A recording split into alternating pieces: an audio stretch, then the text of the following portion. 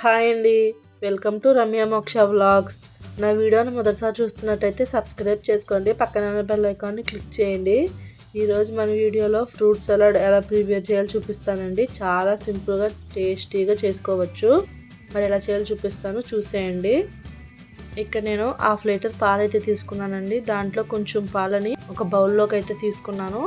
Custard పౌడర్ని అయితే తీసుకుంటున్నాను. ఇది ఏ బ్రాండ్ అయినా వాడుకోవచ్చు, మీకు నచ్చింది తీసుకోవచ్చు. ఇక్కడ నేను వెనిలా ఫ్లేవర్ అయితే తీసుకున్నానండి. దీంట్లో కూడా మీకు నచ్చిన ఫ్లేవర్స్ ఉంటాయి. వెనిలా అయితే కొంచెం టేస్ట్ బాగుంటుంది. ఈ కస్టర్డ్ పౌడర్ని 3 టేబుల్ స్పూన్ వరకు వేసుకుంటున్నాను నేను 1/2 లీటర్ పాల ప్యాకెట్కి. 3 టేబుల్ స్పూన్ అయితే కరెక్ట్గా సరిపోతుంది. మనకి ఇంకా చిక్కగా కావాలి అనుకుంటే 4 టేబుల్ స్పూన్ వరకు కూడా వేసుకోవచ్చు. ఈ పాలలో వేసుకుని కలుపుకోవాలి. ఉండలు కడుతుందండి, ఉండలన్నీ పోయేలాగా కలుపుకుని ఈ బౌల్ని పక్కన పెట్టుకోండి. కొంచెం పాలని తీసుకున్నాం కదా, మిగిలిన పాలన్నింటినీ ఈ గిన్నెలో వేసేసుకుని స్టవ్ పైన పెట్టి మరిగించుకోవాలి. ఇక్కడ నేను నార్మల్ మిల్కే తీసుకుంటున్నానండి. ఫుల్ ఫ్యాట్ మిల్క్ అయితే టేస్ట్ ఇంకా బాగుంటుంది. ఈ పాలు పొంగు వచ్చిన తర్వాత కలుపుతూ మరిగించుకోవాలండి. అడుగు పడితే టేస్ట్ బాగుండదు. అడుగు పట్టకుండా కలుపుకోండి.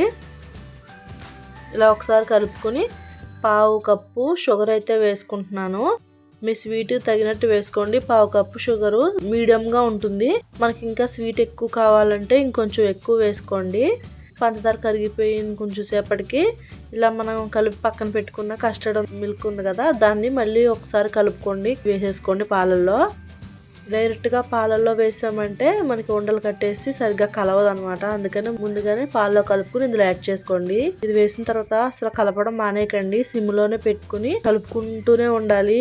చాలా త్వరగా అడుగు పడుతుంది కస్టర్డ్ పౌడర్. మనం కలుపుతూ ఉండకపోతే టేస్ట్ అయితే అస్సలు బాగుండదండి, మాడి స్మెల్ వచ్చేస్తుంది.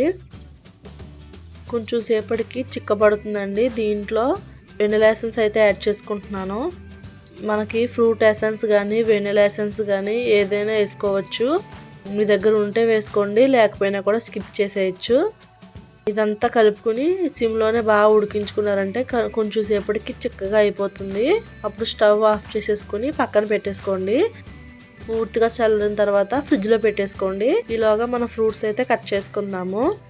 మనకి ఏం ఫ్రూట్స్ నచ్చితే అవి తీసుకోవచ్చండి. పులుపుగా ఉన్నవి కాకుండా స్వీట్గా ఉండే ఫ్రూట్స్ ఏవైనా తీసుకోవచ్చు. 1/2 లీటర్ పాలకి ఎక్కువ ఫ్రూట్స్ అవసరం లేదు, ఒక్కొక్క ఫ్రూట్ తీసుకుంటే సరిపోతుంది. ఫ్రూట్స్ ఎక్కువ కావాలి అనుకున్న వాళ్ళు మాత్రం ఎక్కువ యాడ్ చేసుకోవచ్చు. నేను పుచ్చకాయ, యాపిల్, అలానే అరటిపండు, దానిమ్మకాయ అయితే తీసుకున్నానండి. దీంట్లో యాపిల్, అరటిపండు, దానిమ్మకాయ అయితే కంపల్సరీ ఉండాలి. అలానే గ్రేప్స్ కూడా ఉండాలి, అప్పుడు టేస్ట్ చాలా బాగుంటుంది. మిగిలినవన్నీ ఇంక మీ ఆప్షను, నచ్చిన ఫ్రూట్స్ అన్నీ వేసుకోవచ్చు. వీటిల్ని కట్ చేసుకోవాలి. ఈ కస్టర్డ్ని ఫ్రిడ్జ్లోంచి తీసాక చూడండి చిక్కగా అయింది. ఇప్పుడు దీంట్లో మనం ఫ్రూట్స్ కట్ చేసి పెట్టుకున్నాం కదా, వాటిల్లో యాడ్ చేసేసుకోవాలి.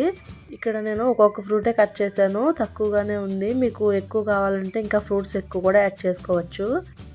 ఫ్రూట్స్ కలిపిన తర్వాత ఇంత చిక్కగా ఉండదండి, కొంచెం సేపటికి కొంచెం పలచగా అయితే అయిపోతుంది. మనం ఎవరైనా గెస్టులకి ఇవ్వాలనుకుంటే కనుక మీరు సపరేట్గా ఫ్రిడ్జ్లో పెట్టుకుని ఒకేసారి అలా కలిపిచ్చారంటే చూడటానికి బాగుంటుంది. నార్మల్గా మనం ఇంట్లో తినేయాలంటే ఇలా కలిపేసి కూడా ఫ్రిడ్జ్లో పెట్టేసుకోవచ్చు. టేస్ట్ అయితే చాలా బాగుందండి, మీకు కూడా నచ్చుతుంది. ఖచ్చితంగా ట్రై చేసి ఎలా వచ్చిందో కూడా కామెంట్ చేయండి. నా వీడియో కనుక మీకు నచ్చినట్టయితే లైక్ చేయండి, షేర్ చేయండి, కామెంట్ చేయండి, సబ్స్క్రైబ్ చేసుకోండి. బాయ్ అండి.